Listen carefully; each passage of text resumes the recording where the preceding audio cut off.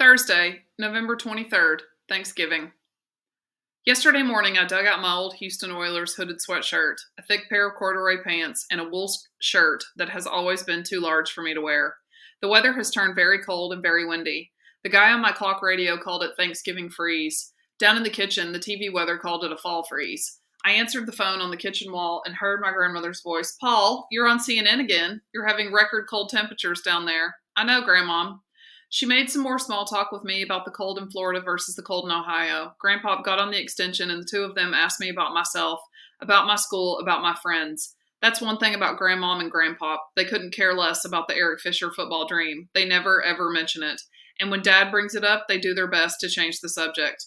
Mom got up and took the phone away. She talked a little but mostly listened, while Dad, Eric, and I sat and ignored each other. Then she said, "Great, we'll look forward to seeing you then." Mom hung up and announced to us, Grandmom and Grandpa were stopping by on their way to Orlando.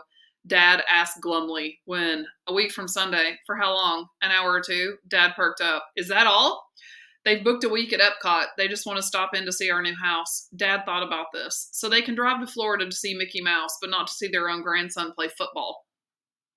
Mom was ready for him. "Well, maybe we can talk them into changing their plans." Dad managed a weak smile. Mom turned the conversation back to the unseasonably cold weather. She said, "I'm going out to the storage bin today to get weather clothing for all of us. If there's anything particular you want, let me know." Dad said, "Whatever you packed up in Houston, I'm sure that's okay." Mom said, "Eric, you'll need to give me your key. We locked mine in the bin yesterday." Eric looked up. "Oh, yeah, I got it in my locker at school." "What's it doing in there? I need it now." "That's where I keep a lot of my stuff." "Okay, how can I get it?" "I'll bring it home Monday." I'll bring it home today." I could see that Mom didn't like that answer, but she was stuck with it. On the way to Tangerine, she started thinking out loud. "I'm sure they have some way of letting their customers get into those bins. I'm sure I'm not the first person in history to have locked a key inside." We pulled up to the school. There was no karate kickers, no gangstas. There were no human beings of any kind hanging around outside. Kids from the cars ahead of us sprinted into the building with their heads down, clutching their books to their bodies. I didn't. I stood outside the car door, unflinching like a northern kid. Mom asked, "What winter clothes should I bring for you?" "I don't know. What do I have?" She looked me up and down. "I swear, Paul, you've grown half a foot this year. You probably don't have anything that fits, including what you have on now." "Thanks, Mom." "Are you at least warm?" "Yeah, I'm at least that." "Okay, you'd better get inside. I'll see you later." I walked into the building. In those few yards, my ears were turned red and raw by the wind. A lot of kids were absent from first period. Wimps, I figured.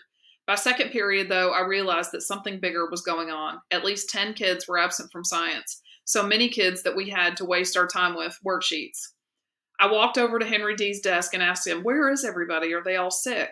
"No, I reckon they're out fighting the freeze." "What? What does that mean?" "It's a tradition in Tangerine. Kids from families that are in the citrus business or the vegetable business can stay out of school whenever there's a freeze. Their families need them to help. It's like a snow day." "I don't know about that. The kids aren't playing. They're out working. I remember my daddy and my granddaddy talking about getting out of school to fight the freezes." "What do you fight with?" "Anything you've got. Most people around here are small growers. They use whatever. They haul old tires out and start a bonfire in the grove. They burn up old brush. They do anything they can to create heat and smoke." "So all of these kids are out building bonfires?" "Some of them are. They might be out filling up the smudge pots or hauling out pipes for the water pumps. Whatever a family has to do to fight with, that's what the kids are working on." "Do you think that's what Luis and Tino are doing?" "Most definitely. And Victor and those guys. They're trying to save Golden Dawn tangerines and the rest of the trees out there." Immediately, without a doubt, I knew what I had to do. I said, "Can your brother drive us out there today?" Henry looked at me uncertainly. I expect he can. What do you say we go help them fight the freeze?" Henry thought it over and nodded. "Yes, I suppose we should," he added. "We're all war eagles." We shook on it, and I went back to my seat. The rest of the day dragged by. Henry told me some more about the freezes in Tangerine. He explained that the first night is dangerous, but the second night is the real killer. The trees are injured already. They're weak and vulnerable. Luis and his crew had probably worked all night in the groves. They would sleep during the day, and then the battle would resume at sunset, and we would be there. I called Mom at lunchtime, but she was out. I left this message. "Mom, we're having a combination science meeting and sleepover party at Tino's house. I have a ride there with Henry Dilks. I hope it's okay to go because I already said I would. The good news is that you don't have to pick me up after school. I'll call you when I get there. Bye." After last period was over, I looked out over the second floor window. I was a little worried that Mom had gotten the message had not gotten the message, or that she had gotten it but was not buying it. Anyway, when I stepped outside, Mom's car wasn't there. The car riders were once again running, panic-stricken, through the punishing gusts of wind. I followed Henry across the street to where Wayne was parked. Henry pulled his hood on against the stinging wind, so I did the same. We climbed into the cab, and Henry said, "We're not going home, Wayne. We're going back out to Thomas Cruise Groves. Can you take us?" It was all the same to Wayne. He smiled. "Yeah, I'll take you. I gotta go back to work, though. There's emergencies all over the county on account of the freeze. I don't know when I can pick y'all up." "That's all right, Wayne. We don't need to be picked up. We're going to help them out in the groves tonight." Wayne looked at me with genuine surprise. "Is that right? You're going to get out in that nasty cold?" Wayne wouldn't say it. He was too polite, but I knew what he was thinking. "How come you're not back at Lake Windsor Downs with the rest of them complaining about the mosquitoes and the termites and the muck fire?" We pulled off Route 22 at the Tomas Cruise sign and bumped down the dirt road.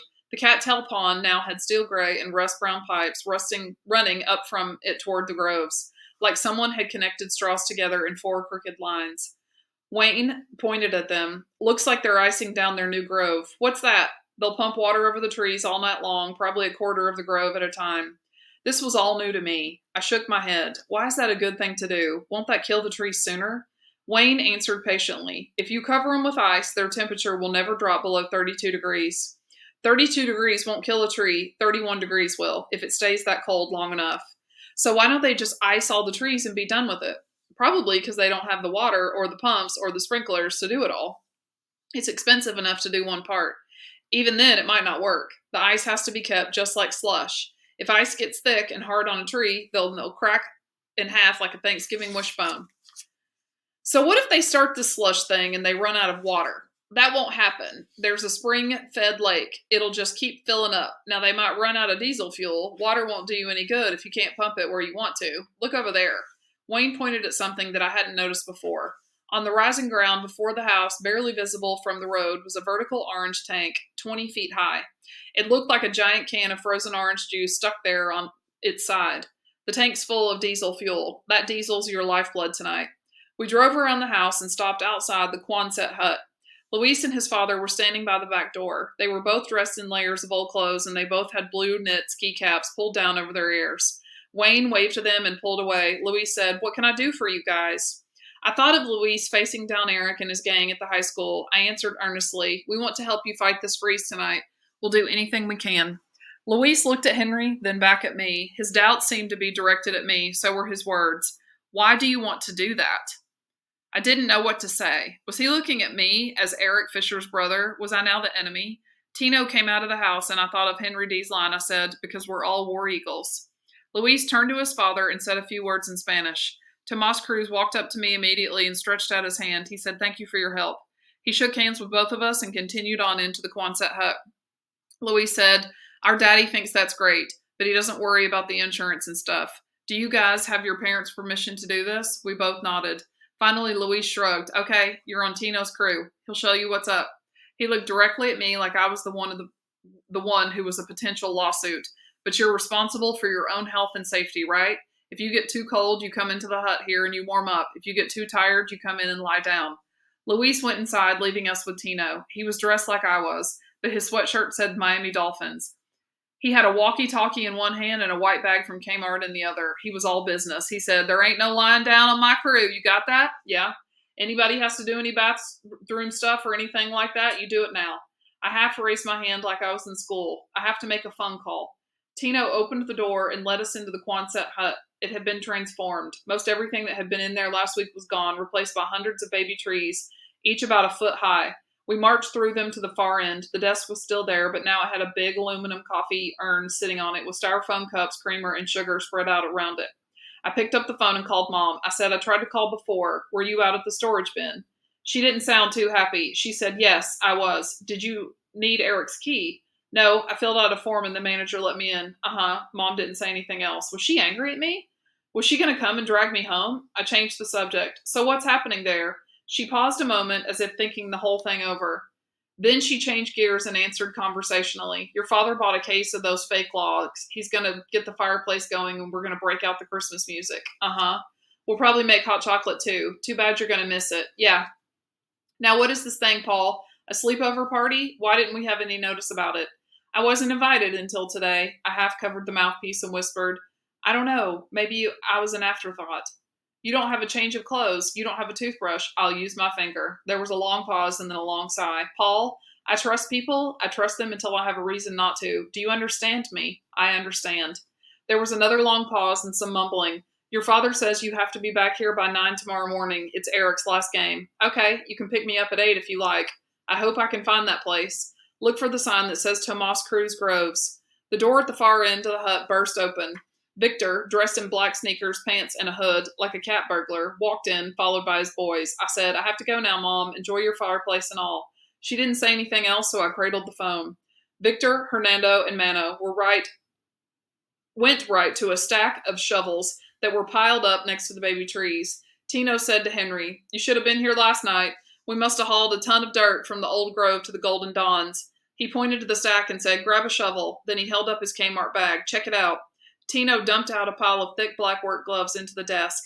Everybody grabbed a pair and pulled them on. Tino was smiling. I bought 20 pairs of these gloves for you boys with delicate hands. Victor said, Yeah, I'll mess up your face with some delicate hands.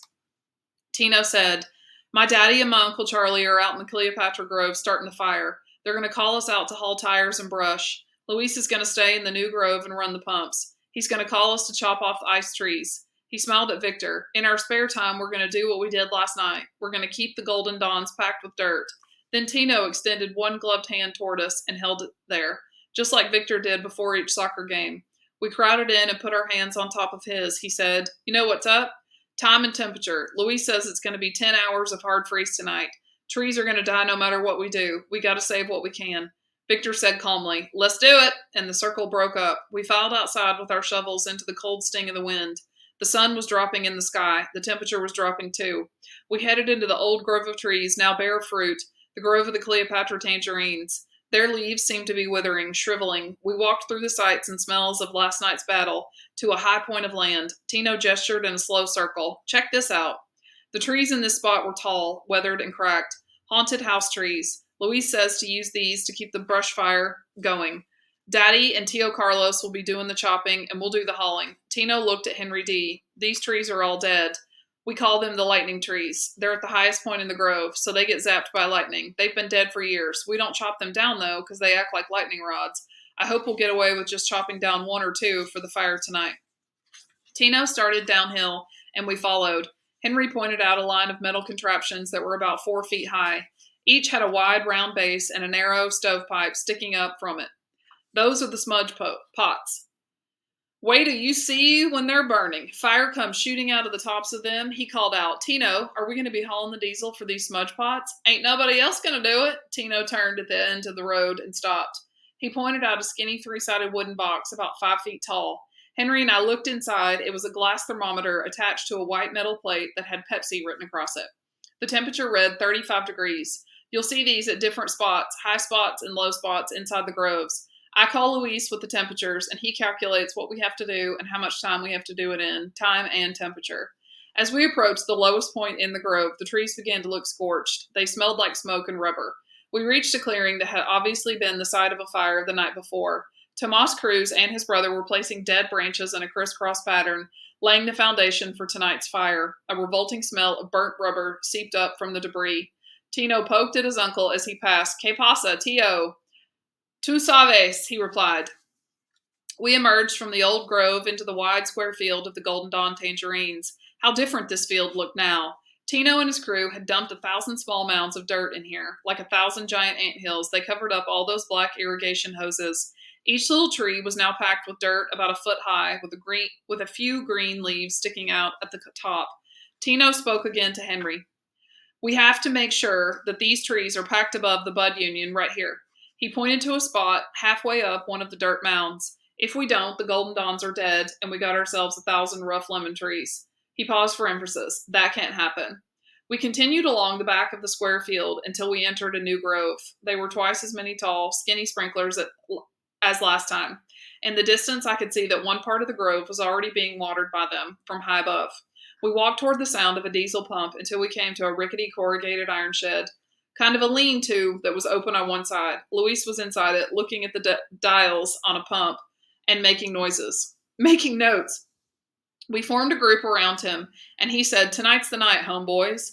All over this town, all over the part of the state, people are going to get hurt by this freeze. It's a killer. It's going to kill right down to the wood, right down to the ground." He looked up at us. Actually, he looked up at me. He said, "You understand the plan, right? We're icing the new grove, we're packing the golden dawns, and we're burning the old grove. What's alive in the morning is what's alive in the morning." He pointed at Victor. "Did you guys get some rest?" "Yeah, we crashed all day." "You ready for another night of this?" "Sure. You know we're always ready to rumble." "Yeah, I know that. Just be careful. All of you." Luis looked to the west, so we all turned to look with him. The sun was sinking low. The Cleopatra trees stood black in the orange light, like Halloween cutouts. The temperature was dropping by the minute, and the wind was whipping up.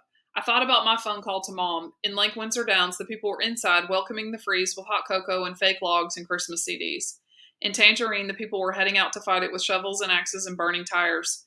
That turned out to be our last moment of peace. For the next 12 hours, we waged a fierce and increasingly desperate battle to save the crew's family's trees.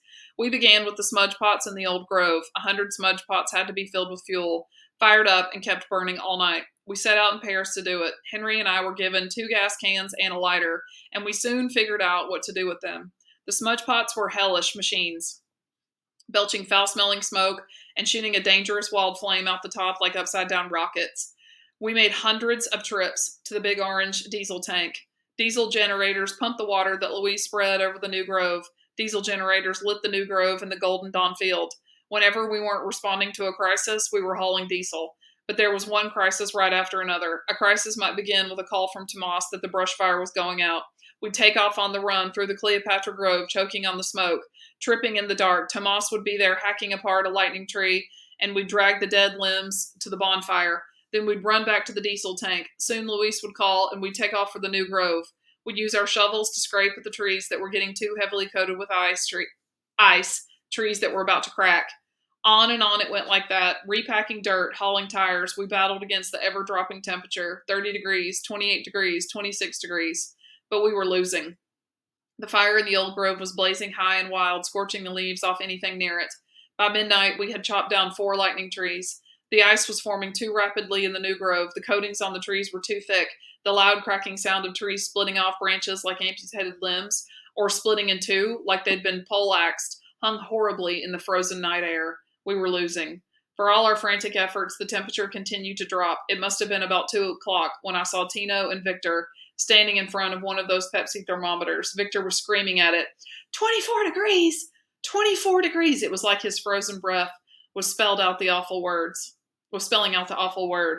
Tino got off the walkie-talkie with Louise and announced, "Louise says this, if it stays 24 degrees for 10 more minutes, then it's all over. He's calling it off. We're all going home." I stopped in my place in a row of Golden Dawns, and I set down my can of diesel. One by one, I pried my black-gloved fingers back, trying to straighten them out of my warped hands. For the first time that night, I felt the cold, and I felt exhaustion. I dropped to my knees on that frozen piece of earth, weary to the core of my body. I looked over to my left. The new grove was glistening like an angel on a Christmas tree, lit from within by the light of the diesel generator. Every tree dripped frozen icicles from the top to the ground, and the glow of all of them together was more beautiful than anything I had ever seen. To my right, the smudge pots and that bloating bonfire were spewing out over every living thing. I saw Tomas and his brother emerge from the black and billowing smoke, marching toward Tino. I turned back and saw that Luis was coming down too. They all met at the thermometer and talked for 5 minutes. Finally, Tomas and his brother broke away and marched back into the scorched grove. Luis said one more thing to Tino, and then they went back to his duties.